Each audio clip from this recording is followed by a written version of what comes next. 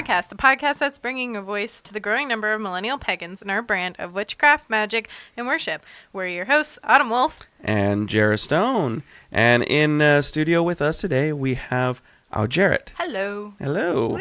Welcome to the show. Why, thank you for having me. Yeah. So I know it's we're almost at Thanksgiving. Mm-hmm. So how has your week or 2 weeks since Pagan Pride? I saw a fantastic piece in Where to Find Them, the crimes of Grindelwald. Grindelwald, and we were just chitter-chattering about that and how much we love Nefflers. So that's about me. What about you? I've been working and meditating and working mostly. At least you're doing the meditating part. yeah, it's kind of keeping me stable. I've had a lot of like weird spiritual stuff going on in addition to like weird work stuff going on. So it's all just been weird. It's all been weird. So just trying to stay afloat. Mm-hmm. I understand that one. Yeah. How about you? I went on vacation. I know. Yeah, I went to California, hung out in LA for a day. Went to Universal Studios and got in touch with my inner wizard. Woo. Over there at the Wizarding World of Harry Potter. Yeah, there's a lot of Harry Potter stuff going on for us. I know, right? Then also went to Knott's Berry Farm. Had some fun there. Then went whale watching. Didn't see any whales, though.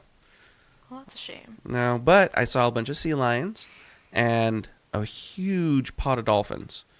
Like, there was, like, seriously, on the surface, you could see about 100 of them. Wow. And under the surface, there was at least 300 more. Wow. And the guy he was actually that was piloting the ship went around a couple of times, and you could actually see the dolphins surfing the waves that were coming off the boat. Oh, that's awesome. It was beautiful, and it really like you're out in the middle of nowhere. You can barely see the shoreline, and you can only see the curvature of the earth on the other side. And it was just, I mean, I still had cell service, so I did like a little bit of a live video, but it was honestly surreal because it's not something that I've actually done. And it kind of helped me get a little bit more in tune with nature. And I mean, I know I'm an air sign, but the water and the air out there was just so magical. Mm-hmm. And just really quick, just because it is something that's been going on since I've been in California. Any of our California listeners, please, please, please be careful out there. Mm-hmm. The wildfires have taken a huge toll. But if you guys are in an area that is around the wildfires, please take caution, especially when breathing. Mm-hmm. This smoke that has been just billowing off of this wildfire, it's toxic. Mm-hmm. It's hit a whole town, completely destroyed. Yeah. So it has all those toxic chemicals in it already. And yeah. So just be safe. If you guys can get out, get out. If you can't, just take precautions, and please let your friends and family know that you're okay. And consider, if you do get out, take your pets with you. Yes. There's a lot of, the ASCPA just posted like 300 photos of pets that were rescued from Camp Fire to try and find their owners. And just some of them, their owners have been found. Some of them, they haven't been. Some of them might just be wild animals that just survived. That are cats and dogs. So yeah, it's definitely surreal, and we're sending our positive vibes and everything we can to the survivors and those that are out there that we haven't heard from yet. That's true. Yeah. So, but on a better note. Yes. Yes. So of course, when we bring somebody new in to talk with us here on the show, we love to hear your coming of witch story, kind of how it all started for you. Yeah. Right. So my coming of witch story.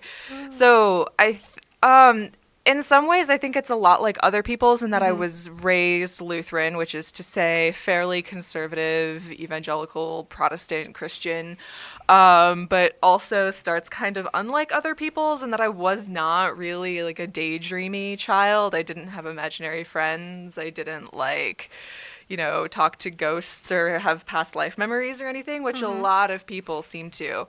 I was just a really uncool nerd who liked reading books and like being outside and trying to figure out how to make bread out of grass seed. That was one of my like fond childhood memories, actually. I've done that at least once or twice. I can relate to that one. Which kind of, I like to think, kind of foreshadows the kinds of like nature-oriented spirit work that I've gotten into really only in the last couple of years.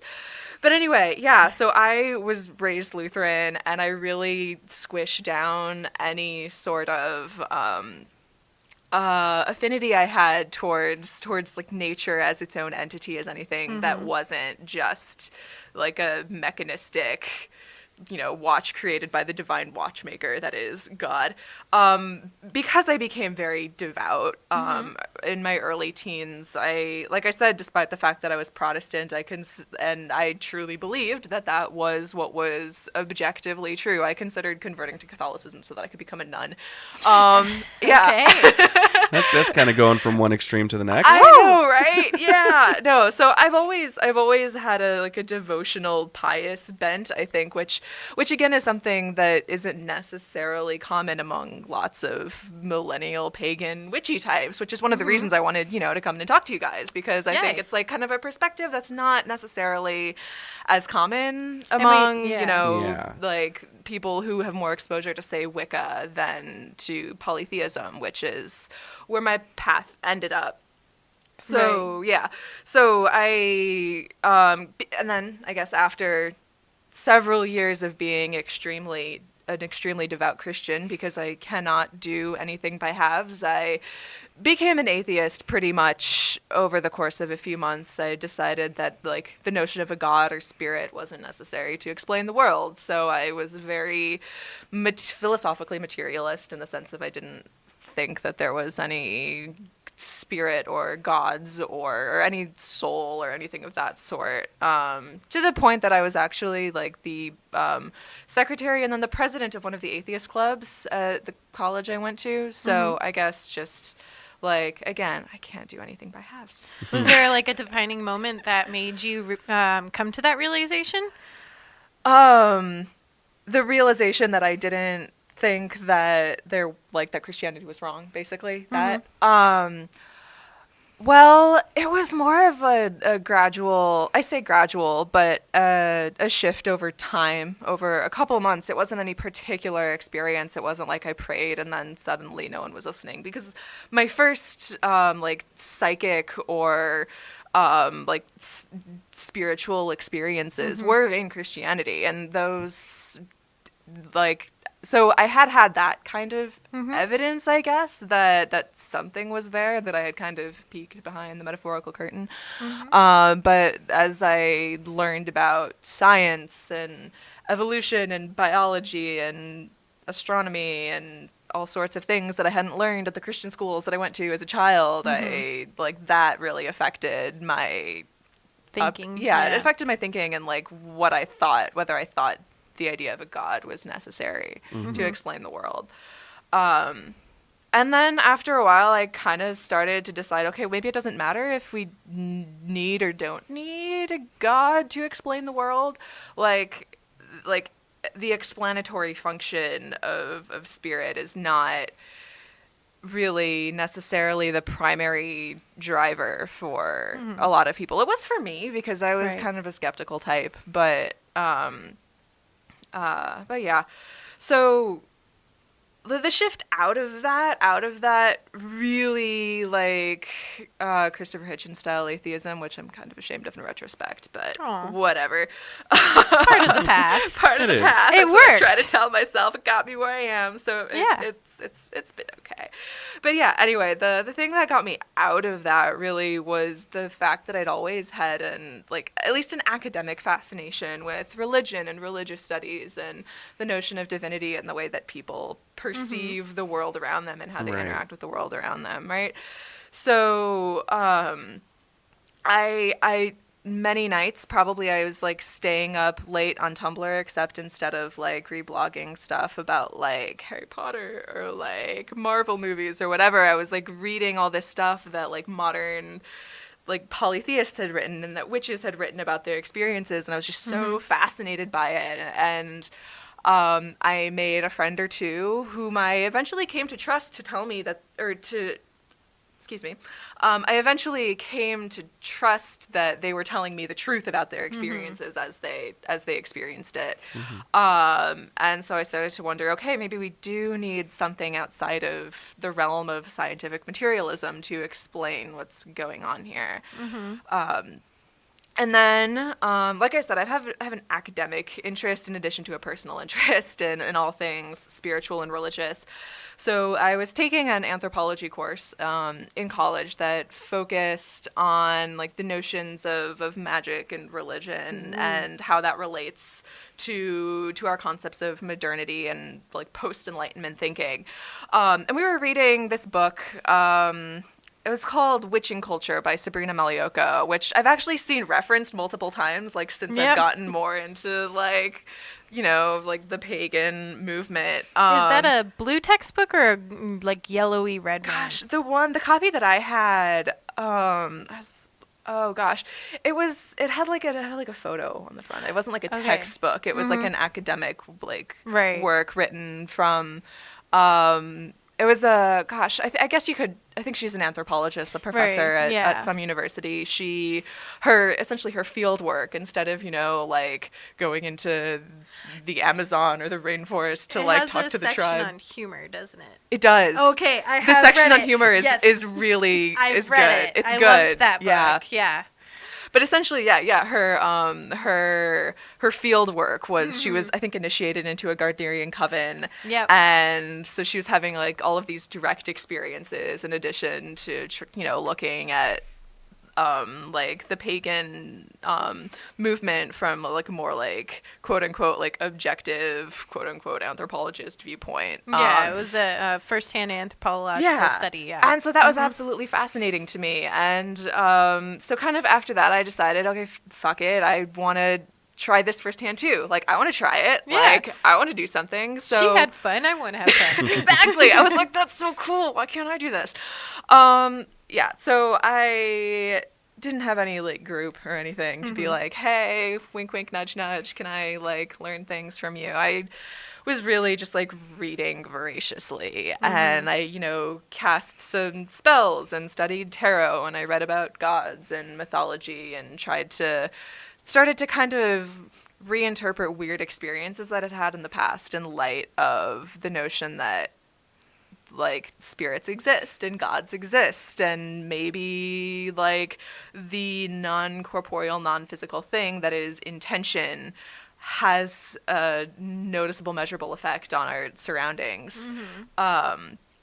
So after a while, I decided, okay, I want to start actually praying to gods and talking to gods. So I, you know, did all of my reading, like I said, about mythology and ancient cultures and stuff like that. And for some reason, Hador really stuck out to me as someone that I thought would be interesting to interact with. And, you know, for a long time, like, what would be interesting was my driving motivation for a while. Who is Hathor? Hathor is an ancient Egyptian goddess. I will say that, I mean, you guys can see me sitting here. I'm a white girl. I'm a white Anglo-Saxon Protestant. So there is kind of like, there would definitely be some people who would say like, okay, you as like a waspy white girl probably shouldn't be worshiping African gods. But, and I mean, that's a whole thing that's a whole that we other can episode. get into. That's but a completely different podcast. Yeah, but I feel like I should offer that disclaimer in case that's like something any of the listeners would, you know, be concerned about. But I love her to pieces. She's I truly believe that she started to kind of like keep an eye on me a long time before I started to actually talk to her specifically. The first time I set out offerings for her, I read a prayer that was translated from the wall of a temple that I had found online, and I read this prayer because I thought it was beautiful, and I'd set out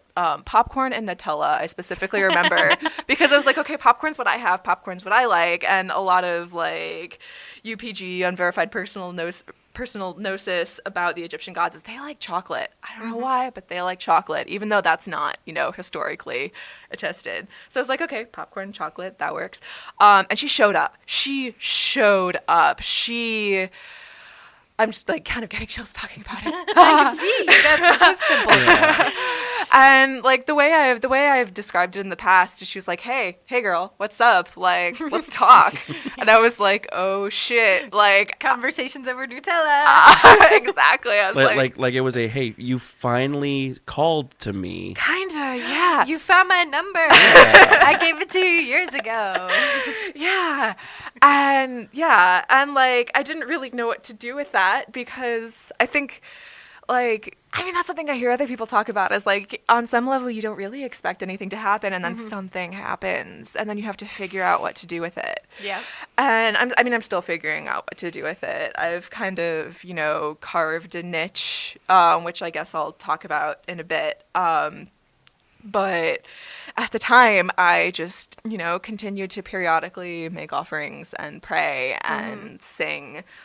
Because she's a goddess associated with music and dance and all sorts of wonderful, happy things. And I guess to get back to the question that you asked that I didn't totally finish answering, who is she?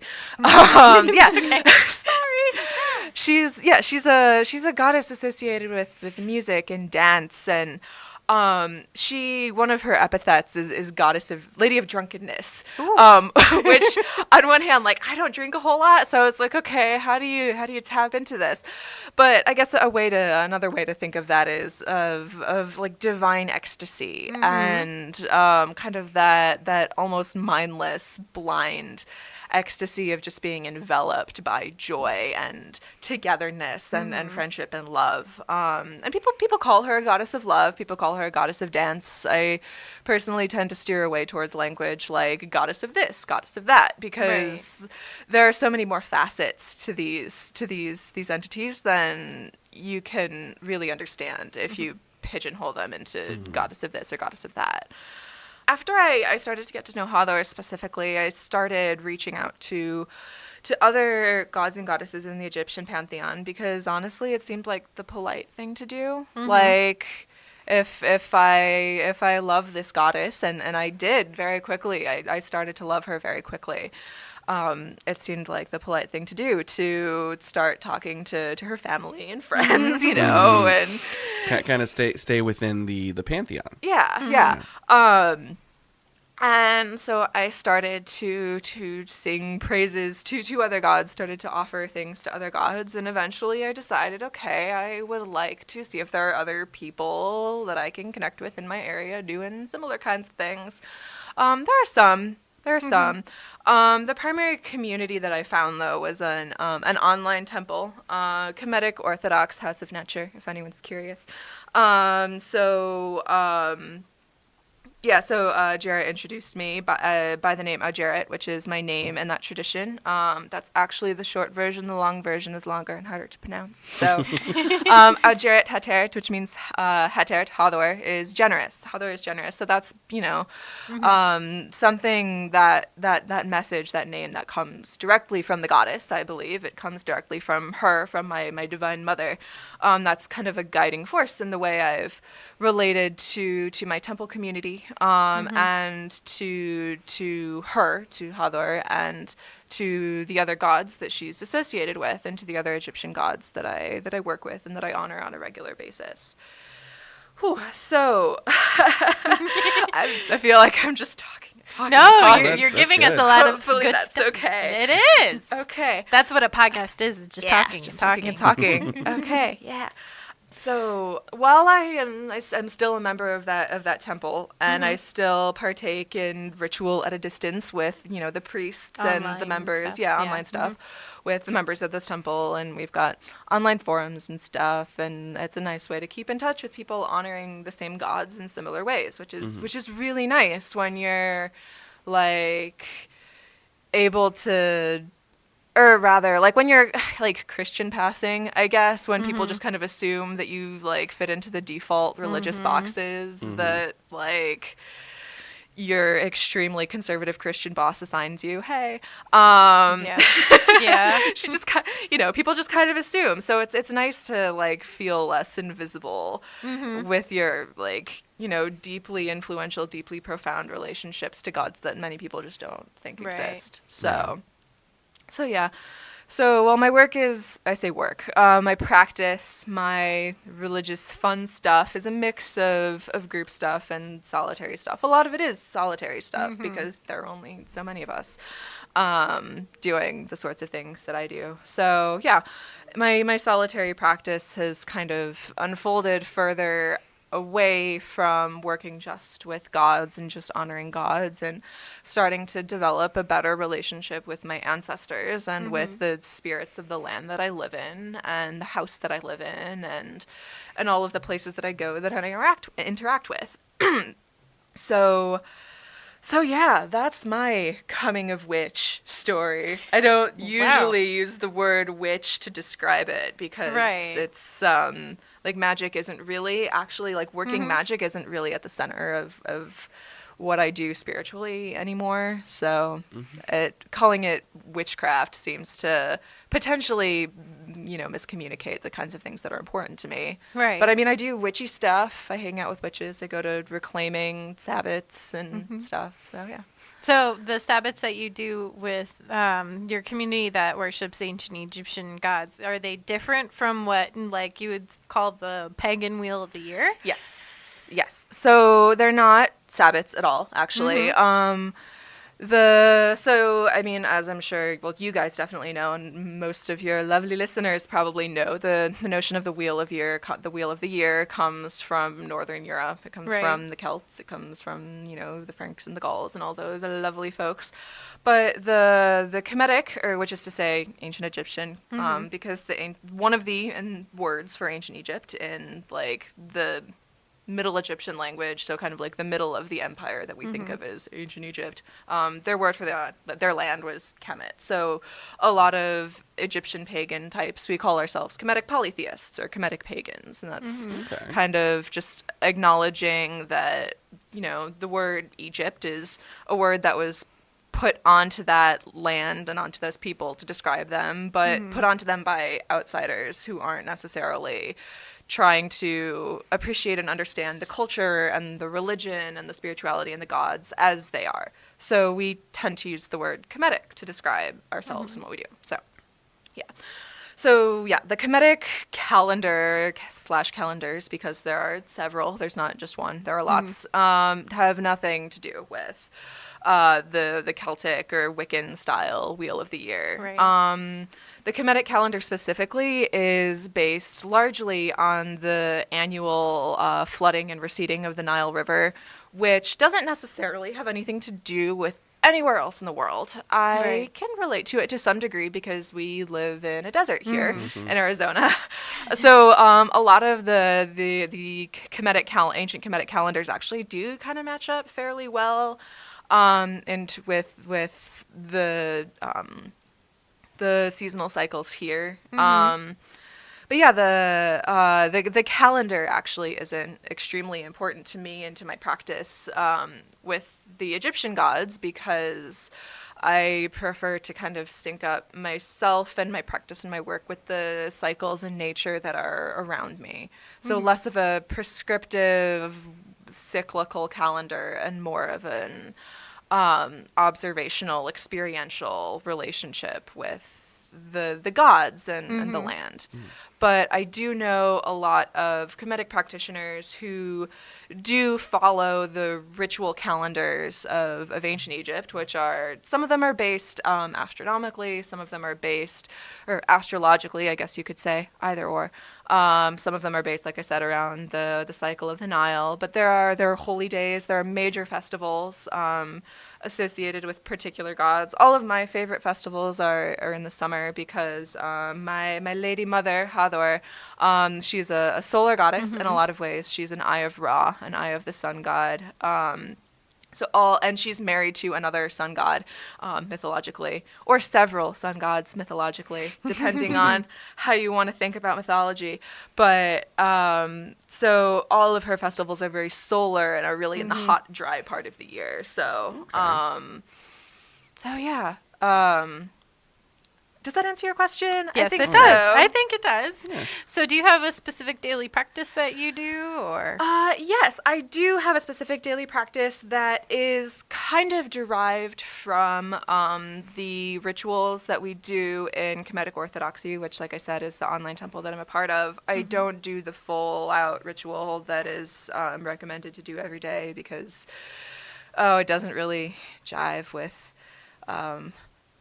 my life and the limitations that I have at the moment. But yeah, I have a shrine. It's in my bedroom, which isn't the best place for a shrine because it's a very personal space. But we do what we can in the modern era, Right. when we don't have like a shrine shelf in the living room that we can pray at because other people that we live with are doing things like making noise with pots and pans and playing video games and doing all sorts of loud things that aren't really conducive to prayer.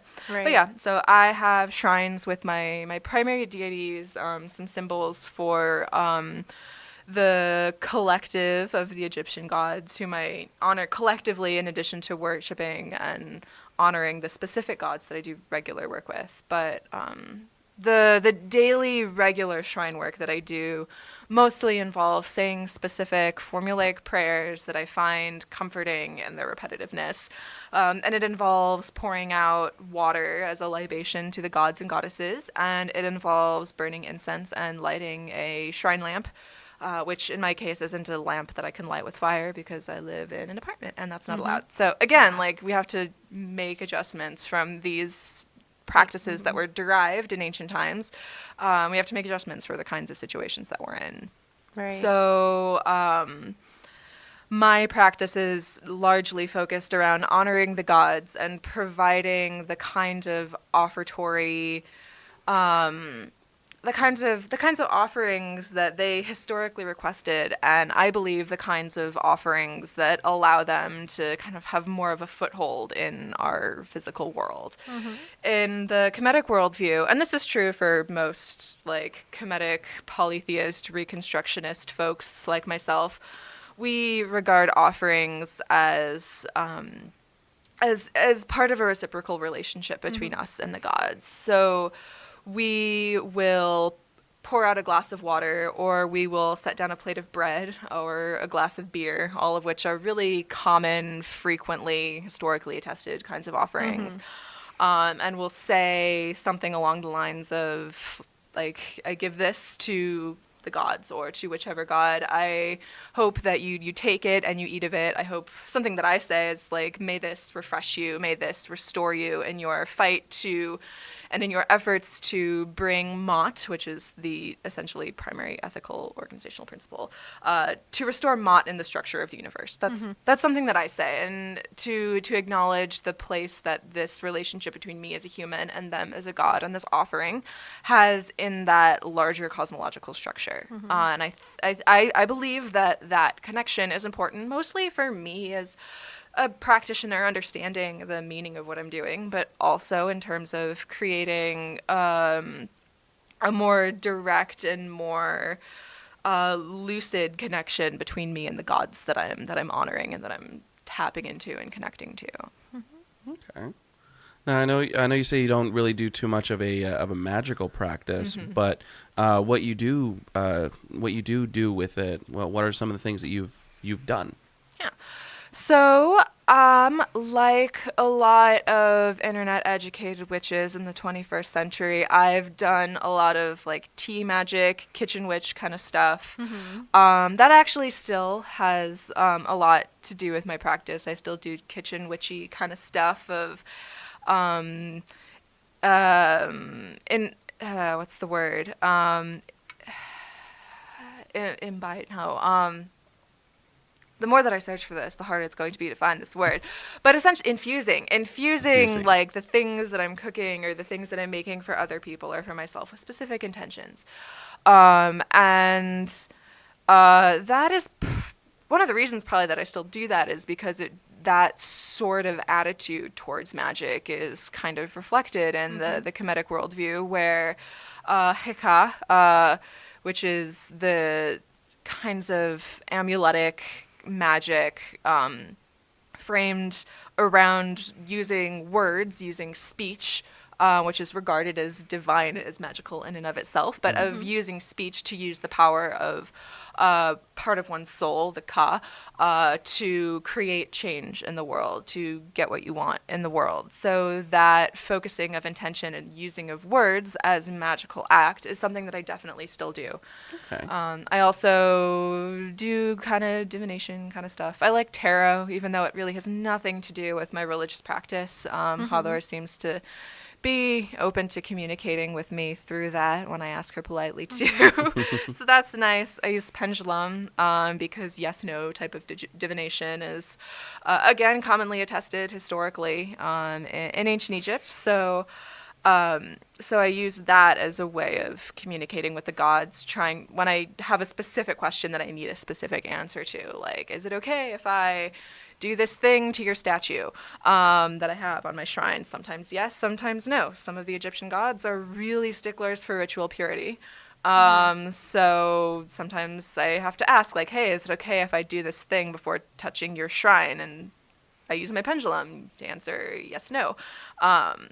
And trying to use a kind of divination that's similar to what they would be familiar with, that was something that was historically used to connect with them. So kind of connecting to them on their own terms. Anything else that I do that's like magical? I do meditation, trance work. I guess that counts as magic. Oh, yeah. Yeah. Well, I think we're going to take a very short break and we'll be right back. Yep. Yeah. So we are back with Millennial Pagan Podcast, and we have invited Awdjeret for an actual specific reason, not just to chitter chat our way through life and such. Awdjeret is going to talk to us about reconstructing ancient polytheism, developing relationships with gods and our ancestors, and how to recognize that gods are individuals and how to work with them in their own cultural aspects. Yes. So That is a lot. yes, but you're going to be surprised because the conversation that we've had previously made it sound like it's all like one big conglomerating thing, and it's all kind of part of reconstructing a polytheistic practice Nice. as a solitary, which, you know, you need a lot of basis when you're doing something by yourself.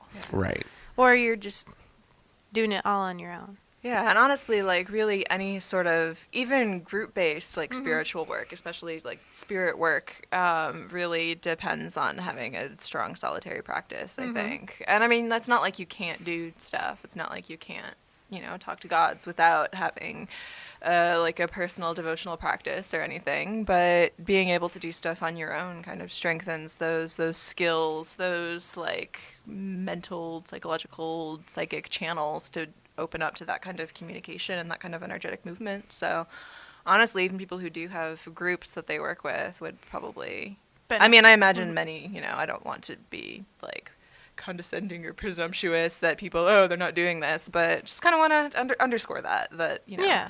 This is what works for you, and it's a structure that might work for multiple people. Exactly. And things that we're not talking about a lot lately that I feel like are getting missed or not worked with. Yeah, which is why I'm so excited to be here. Yay! All right. Yeah. So, I've taken to describing what I do on a daily basis as spirit work, as opposed to really any other kind of magical path. And spirit work, unlike a lot of other magical paths, spirit work is inherently relational. It's about relating to other people. And I use the word people loosely because I think it's a really good way of kind of, you know, jarring our brains into remembering that the spirits and gods that we talk to have their own agendas. They have their own priorities. They have their own things that they care about, and they may or may not care about us, and they might love us. They might see us as like, oh, that cute little thing doing stuff over there. I hope she doesn't get hurt. But it's also like they might just not care at all, honestly. But spirit work is about managing and developing those relationships between us and between other humans, as well as between other spirits and humans, and between ourselves and between spirits. Honestly, it's kind of ironic that this is something that my path has led me down, because I was so bad at relating when I was young. I was so bad with social skills to the point that I was diagnosed with autism when I was a teenager, because I just did not know how to interact. And I guess I say that because that I just want to underscore that this is a skill that can be learned. And sure, it's easier if you have the brain wiring for it, and I have some of the brain wiring for it. I'm not like, I don't do possessory work. I don't have the wiring for that, but I can hear stuff. I can feel stuff. I have some bit of psychic skill, and a lot of it I've learned. And a lot of it I've learned so that I can have these relationships with gods and with spirits and with the spirits around me. So another thing that I want to underscore is that I keep using the word work. That's pretty common, talking about spirit work, deity work, altar work, shrine work, all of those things falling under the category of spirit work. But it's not always work. And as the podcaster / blogger / teacher Gordon White has pointed out, like, what kind of capitalist society are we in that we use work to describe everything that we do spiritually? Like, what kinds of, like, post-enlightenment capitalist undertones does it have that we, like, that's the default word that we've come to use when we talk about interacting with spirits? So how do you work with your local tree spirits or whatever? Like, you could work with them, you could honor them, you could play with them. I say I hang out with Hathor, I chill with Thoth. Like, maybe that's too informal for some people. Like, my gods don't seem to mind a lot of that. Like, that describes what I do. I sit in shrine and I talk to them and I ask, like, hey, am I kind of getting close towards what you want me to be doing? And they'll sometimes give me an impression like, yeah, no, spend more time on this thing, spend more time on that thing. But it's not necessarily work. And for some people it is. For some people it is. Like I was saying, like, spirit work is a large category that encompasses like mysticism, shamanism, like hedge witching, like all sorts of things. And for someone who's a shaman, for someone where spirit work is their vocation, yeah, it's going to be work. Right now I am training under a woman who's a shaman in a like northern Norse Germanic tradition. For her it's work. There's part of it she does it because she loves it, the way that like I work in landscape design because I love it. She loves it, but it's her job. It's work. But for a lot of us, what's called spirit work it's not work. I want to underscore that too, because that's an assumption that people make, is that it's is that there's a job there, that there's stuff that you have to do, and that's not necessarily true. Sometimes the gods have stuff that you have to do. Sometimes you get dragged along for a ride that you don't necessarily want to be on, and that's part of what it means to be truly interfacing and truly interacting with gods who are bigger and older and stronger than we are. And I think that dulling down these incredibly huge divine gods to mere archetypes or energies that you can summon, that really, does them a disservice, because that's limiting the way that, limiting the extent to which that they can interact with our world, which, you know, you don't want to do if you have the same priorities as the gods that you're worshiping or working with or honoring or channeling or whatever.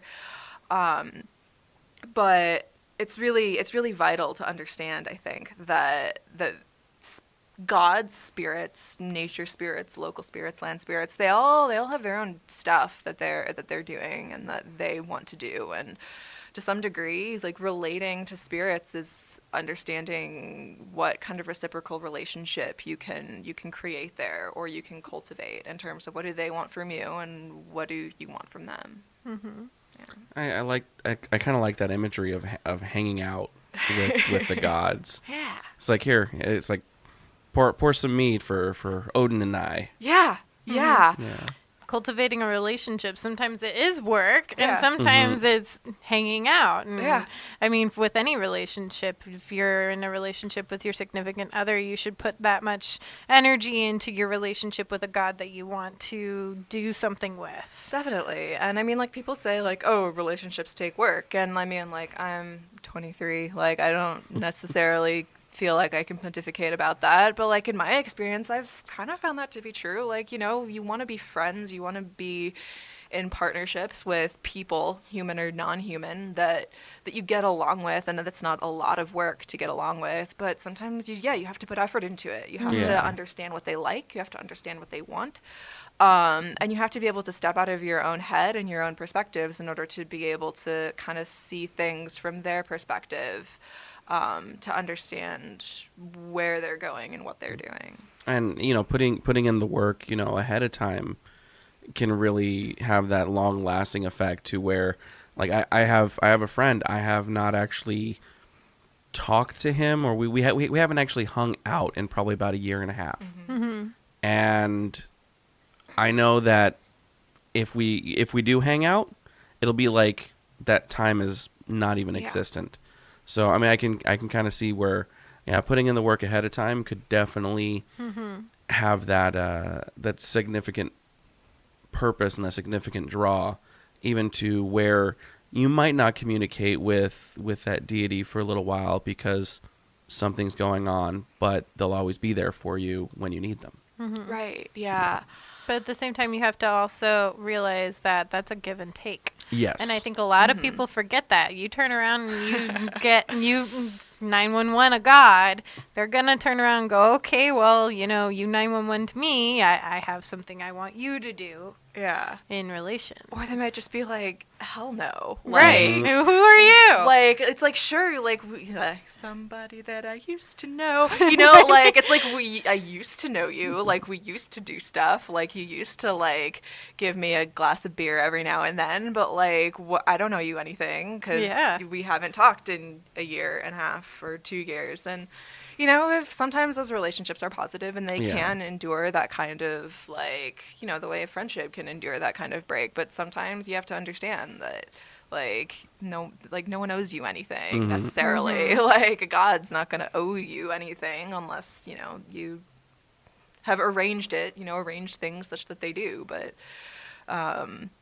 But yeah, they're not necessarily, like you said, like, if you 911 them, they're not necessarily going to be like, sure, yeah, I'll dive in and or they avert my attention from be what's be a trickster too, because all these, even if we look at traditional tricksters, some gods might just not be considered a trickster, but they might have this whole, oh, okay, you want that? Sure. You get that. Exactly the way you said it. Or exactly the way you didn't say it. And it's recognizing this consciousness that the spirits, gods, have a consciousness. If you're going to worship them in a hard polytheistic way, that they are an individual. Yeah. Definitely. And honestly, like, the notion of even, like, categorizing them as tricksters or as, as mother goddesses, like, even that kind of, like, well, that can be helpful to understand, otherwise understand. It also can be limiting on our understanding of them. And as a consequence of that, limiting on the kinds of effects that they can have in our lives when we ask them to make some change for us or, like, help us out with something. Right. Just because your coworker's a mom doesn't mean that's all that person is. And it's the same way. Yeah. And it's like, well, I can go to my coworker and be like, hey, you have a kid. Can you, like, explain this thing to me or help me out with this thing? And she can say, sure. But, she also has all sorts of other expertise that you can go to that person for. And biases. Yes. And the same thing. Gods have biases, preferences. Maybe they have a political agenda you're not aware of. Yeah. Something that I've been seeing coming up fairly a lot in the, internet polytheist community is that people talk about, like, oh, the gods would vote this way or the gods would vote that way or the gods have these priorities. But like, and as much as like I would love to think that the gods that I trust implicitly, the gods that I honor and work with, as much as I'd love to think that they agree with me on all the issues that I care deeply about, like, I am under no delusions that they do, because a lot of times they have bigger priorities, higher priorities. They might not necessarily be concerned with, you know, a particular political issue in my particular part of the world when they're, you know, dealing with the entire world, but also, you know, the context of other worlds and nether worlds and other realms that, you know, potentially influence Earth, but don't necessarily have anything to do with us. And, you know, the universe is big. Yeah. Universes, plural, are big. Like, there's a lot out there. And you don't know who cares about what where until you get to know them. Yes. And you never know, you might be calling up a god to try and have a conversation or a relationship with them in our modern time, and they might not give two shits about modern world and modern worldly stuff. And that's definitely something difficult to grapple with as a polytheist. The idea that, like, I am a fairly pacifistic person. Like, I've never punched anyone in my life, for example. I just say that as, like, I have, like, a personal aversion to violence. Like, but I understand that, like, my mother goddess is in some aspects like a goddess of war and of fighting, and I'm sure that there are many ways in which I don't understand that because I've never been in a battle. I've never, you know, like, never had to fight. I've never done any of that. So there's a limitation on how well I can understand her, but I've had to grapple with the implications of that for who she is and what her priorities are and what kinds of methods she's willing to use to fulfill her goals. Right. Yeah. It's interesting. It's like how I describe my relationship with Odin, how I see him. It's almost like a life journey that the gods can take. So specifically with, like, Odin, him having the war god, war king, kingly, and then the wizardy, the educator, the adventurer, and the wanderer, and the tricksterish aspects. Is almost like he's going through the youth to elderly male kind of spectrum, and I can't have a relationship with the youth, but I have it more with the wise older gentleman. So That's interesting. yeah, it just popped in my bragging. Yeah. I was like, oh, that makes sense there. Yeah. And, like, this is a common notion within, like, people who work with gods or honor gods from a polytheist perspective, but I guess it might not be familiar to people who aren't, the notion that different gods appear to us in different ways. So someone who also, or say, let's say I work with Thoth, which I do. He's one of my faves. He's my bro. I have a very informal relationship with him in a way that I don't with other gods, which is an example of the kinds of, like, variety of forms that these relationships can take. But I digress. With him, I generally interact with him as president of the House of Books, as, like, the battle librarian. Like, he's kind of a weird one. He's kind of a mixed bag. I refer to him as the Great Baboon because even though people tend to see him as the ibis-headed god, which, you know, he is in a lot of representations, he's also a baboon. He just is. And so that has its own kind of, like, weird, playful, solar kind of quality to it that someone who interacts with Thoth merely as like, the librarian, merely as a teacher, they wouldn't necessarily see that. Kind of in the same way that, like, I interact differently with you guys than I do with my mom, than I do with my boyfriend. And, like, gods are, you know, even bigger and vaster than we are. And humans have within ourselves infinite capability and infinite potential. And to not acknowledge that the gods have that and more because they're bigger than us, they're older than us, like, that seems almost, like, foolishly short-sighted from my perspective. I don't know why, but, like, the visual of, okay, so there's this movie called Talladega Nights, and Will Ferrell's character is praying at dinner to baby Jesus, not to adult Jesus.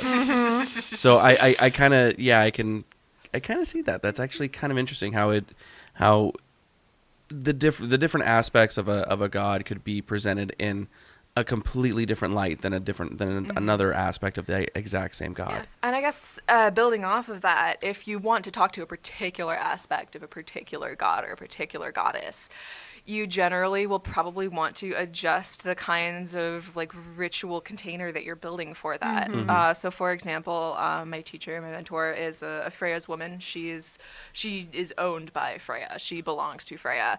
And Freya is, on the one hand, a goddess associated with sexuality and fertility and love and all that good stuff. But she's also like a warrior and a battle goddess. And so if you're kind of trying to get more in touch with the like fun, sexy fertility energy, then maybe you dress up in pinks and purples and golds. But if you want to get more in touch with Freya's like battle side, then maybe you put on some sort of like armor, or whether that's, you know, like historic style metal armor or like your freaking Kevlar vest, I don't know.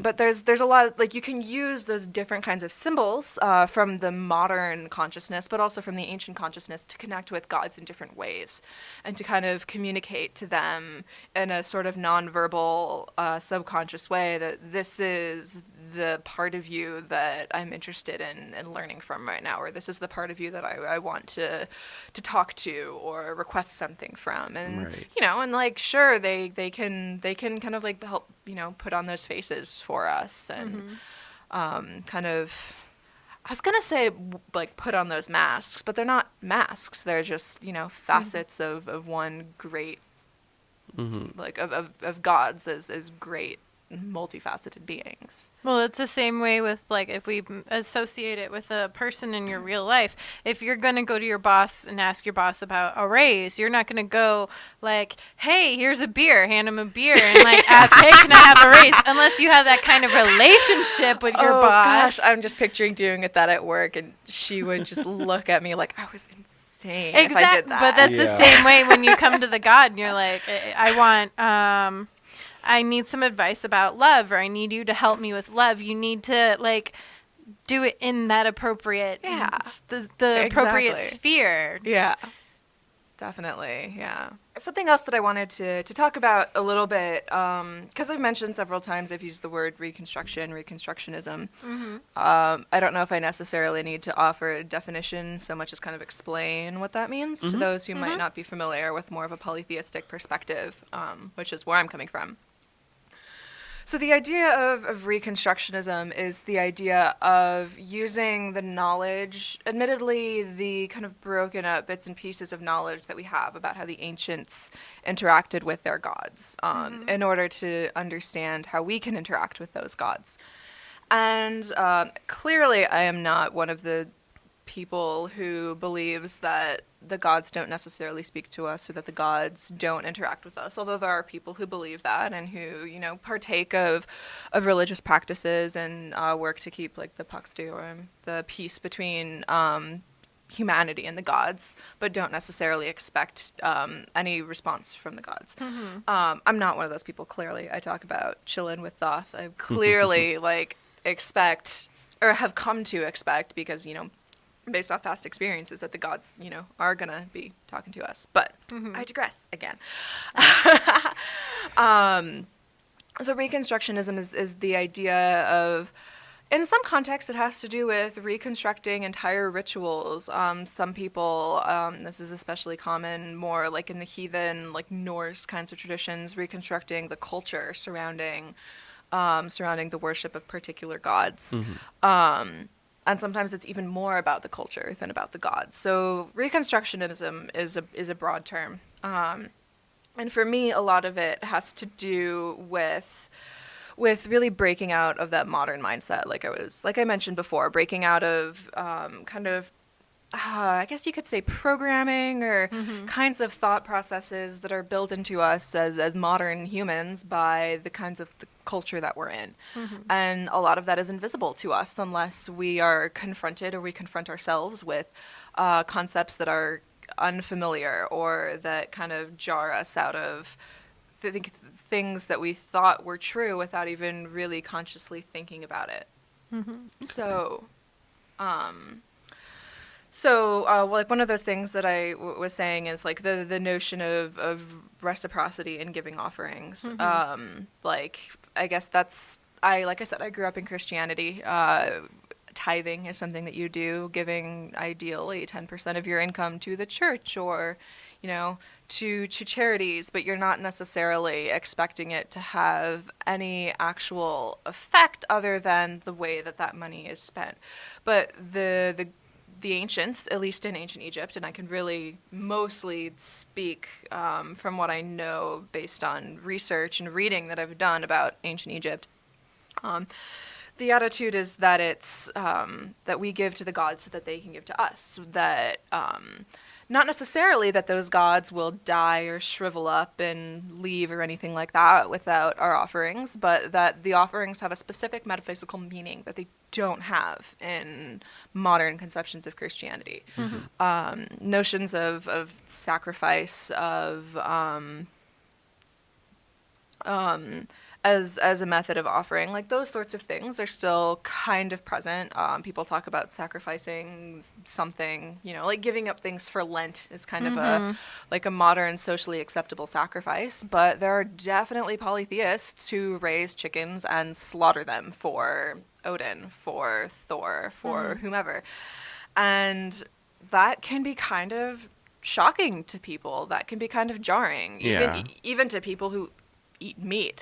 Like the notion of killing an animal yourself, of slaughtering it. That's so in addition to the metaphysical purpose that serves, like doing those things that are kind of weird to us can also serve the function of getting us out of that mindset that we might be in without really realizing that we're in.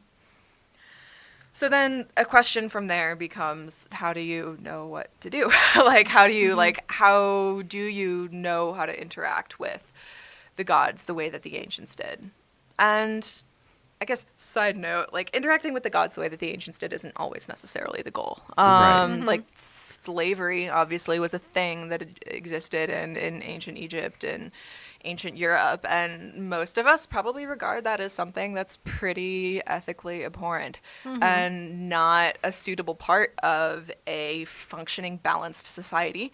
So maybe we don't want to, relate to the gods in the way of selling our children to the temple as temple servants to become priests when they become adults. No, I'm not gonna do that to my currently non-existent kid, whatever. Right. But so there are definitely ways that you don't want to interact with the gods the way the ancients did, because we as moderns have ethical principles that we're not necessarily willing to step aside from just because a god said so. And that's fair.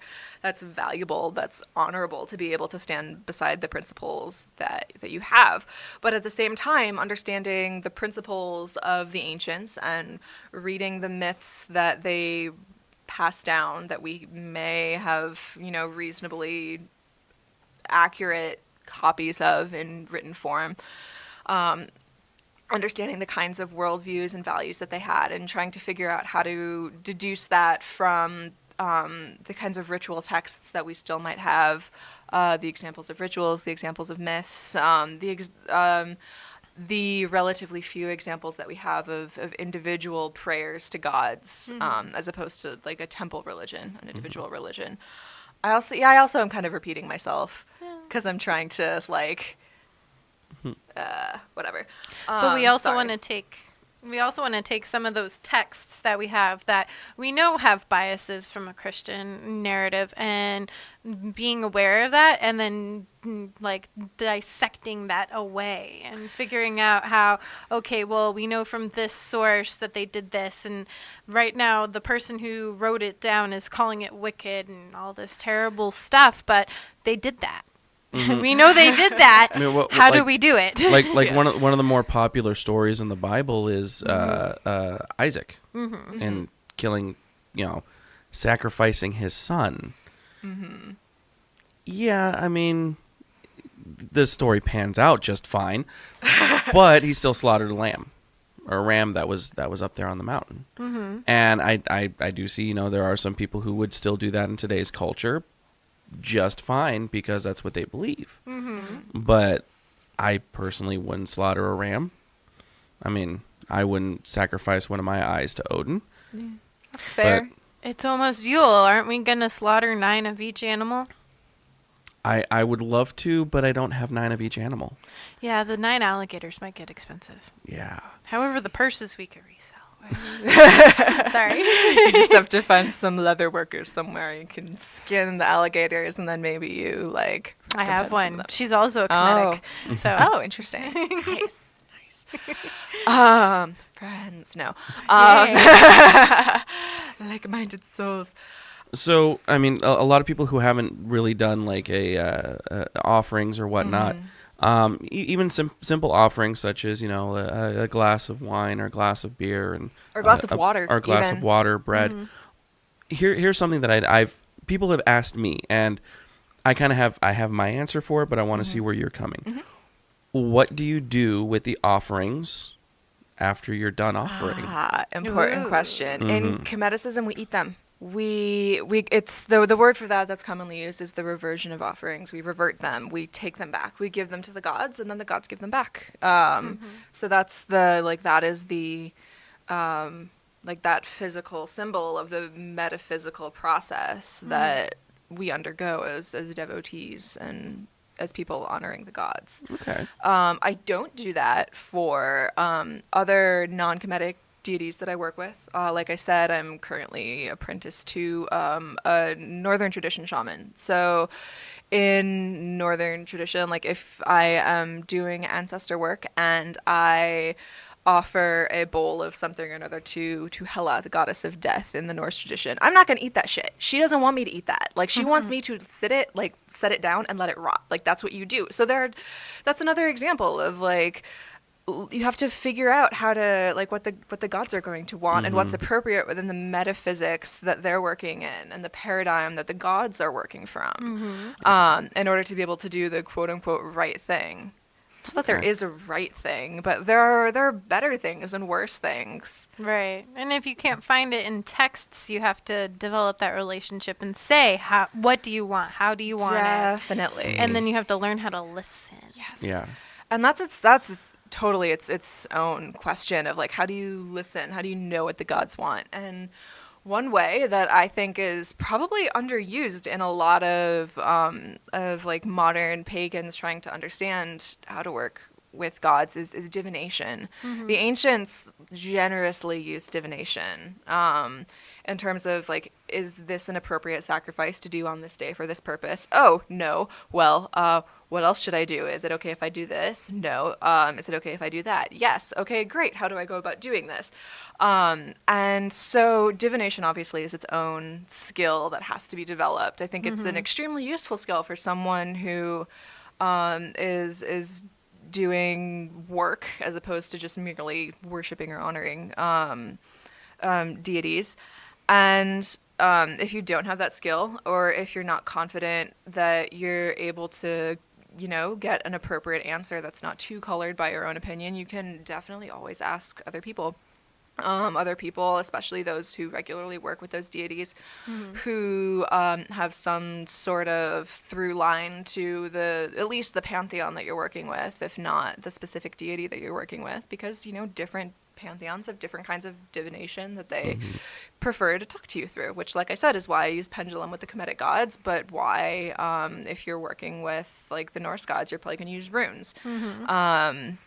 And so, yeah, being able to listen, but also being able to use the tools that our ancestors have given us in the forms of specific ritual technologies and divinatory technologies, that, especially ones that are culturally appropriate to the gods that you're trying to get answers from.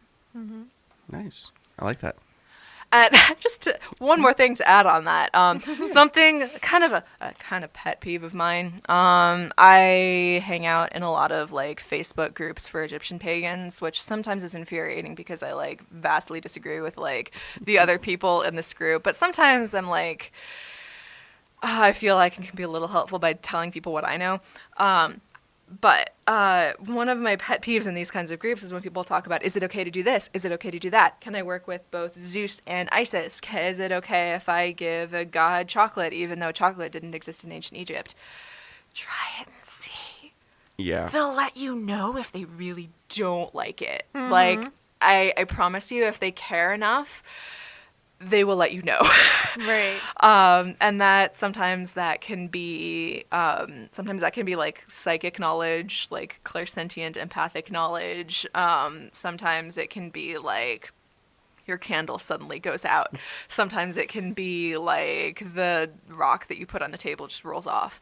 Like, and sometimes it's more just like a sense of like foreboding of like, oh dang, I should not have done that. Yeah, like a gut feeling. Yeah, and a lot of working with spirits and relating to spirits and understanding spirits, it has to do with being able to trust those gut feelings and that intuition. And as moderns, we're not really trained to do that.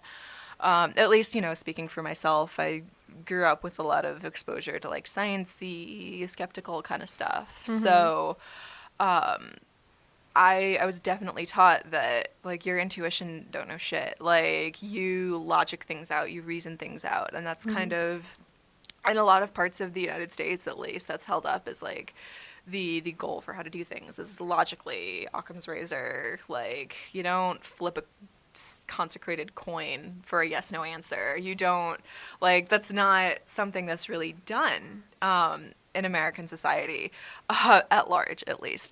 And so that's another part, honestly, of being able to kind of tap into the ancient mindset, is to be able to listen to yourself, to listen to those nonverbal communications that you're getting from the spirits that you're working with. Right. I agree. Yeah. I think that's some pretty good insight. Yeah. So if you have any more questions, you want us to bring her back, talk some more, go ahead and let us know. Right now, our events going on in the world. Mercury is in retrograde until December 7th. I am feeling that already. However, Venus is finally out of retrograde. Yeah. So, little good. I know that kicked me in the ass this time around. Really? Things are better now, but Yeah. I certainly had some upheavals and some like close relationships that like Mercury retrograde or Venus retrograde shed a lot of light on. And like everyone's always seems to be like, oh no, Mercury retrograde, oh no, retrogrades. But if you know how to use them, if you know how to ride the backwards wave, doesn't necessarily pull you under. Yeah, I think Venus had showed me a lot of what kind of relationships I can lean on and what kind of relationships I can't. Made me take a pause a little longer. Hanukkah begins on sunset December 2nd. And as a quick reminder to everyone, we are, as Millennial Pagan Podcast, going dark for December. In December, we will have one Patreon mini-sode that will be a normal 30-minute, and one Yule present that will be specifically a blooper reel that will be as long as Jera wants to make it. Now, just remember with that blooper reel, there probably is not going to be a lot of context to it. So yeah, it's just going to be random bloops. Yeah, random stuff that we've kind of run into and all that fun stuff. Miscommunications, weird face noises. Yeah. But as I know Autumn and I were talking, if you guys are not on our Patreon, but you still want to be able to get this blooper reel, we're going to see maybe if for a small donation, possibly getting it to you in a different way. We're going to figure out how to do that, but keep your ears open and your eyes open to our pages. Yeah, you should sign up for our lovely hosts' Patreon because they're wonderful people doing wonderful things. Aw, thank you. But hey, segue. Yeah, we actually have a lot of people to thank this episode. Yes. Since we didn't have an episode, a full-length episode that we got to thank people on for the beginning of this month, our mid-episode is like, whoa. So we want to thank Laura, Andrea, we want to thank you for upping. Mackenzie, B, you also upped yours to $5 a month. Susie, and RP. So thank you, all of you amazing people, for either starting to donate or donating even more to us. As a reminder, a $5 a month gives you not only that thank you that we just gave out, but also a sticker and a button sent to you to your address. And of course, a about 30-minute Monthly minisode. Yep. Something exclusive just for Patreon. For Patreons. Yeah. And then our $1 a month, of course, you get the lovely thank you at the end and a thank you in your inbox. Yeah. If you're looking for our podcast on social media to keep in tune to see how you're going to be able to listen to that blooper, you want to look on Instagram, Facebook, Twitter, and, of course, Patreon. Yes. So where can we find you? I don't have like a blog or anything. I'm not that cool. That's okay. I yell into the internet void on Twitter. I mostly talk about religious stuff, some spiritual stuff. I can be kind of an astrology geek. My Twitter handle is @Awdjeret, so @AWDJERET. Have to like go back and make sure I spelled that right. AWDJERET. That's me. Yay! We'll have that in the show notes. Yes. Jera. And of course, you can find me on Twitter under Jera Stone, JERASTONE. And of course, my Instagram for my cosplay and fun stuff, where you get to see my lovely face. Yeah. That's a face noise for the bloopers. Of course, that is Hagrid cosplay. Hagrid_Hagrid _cosplay. Yay! And where can we find you, Autumn? Oh, Facebook at Autumn Wolf. Wolf ends with an E. Twitter, same. There might be an iron in there somewhere. And Instagram, I run our Instagram, so if you need me through Instagram, it's Millennial Pagan Podcast or Pagan Pod. And WordPress at an Iron Wolf Circle. Awesome. And don't forget, if you want to email the show, we do have a brand new email, which is paganpod@millennialpagan.life. Ooh, fancy. And eventually our our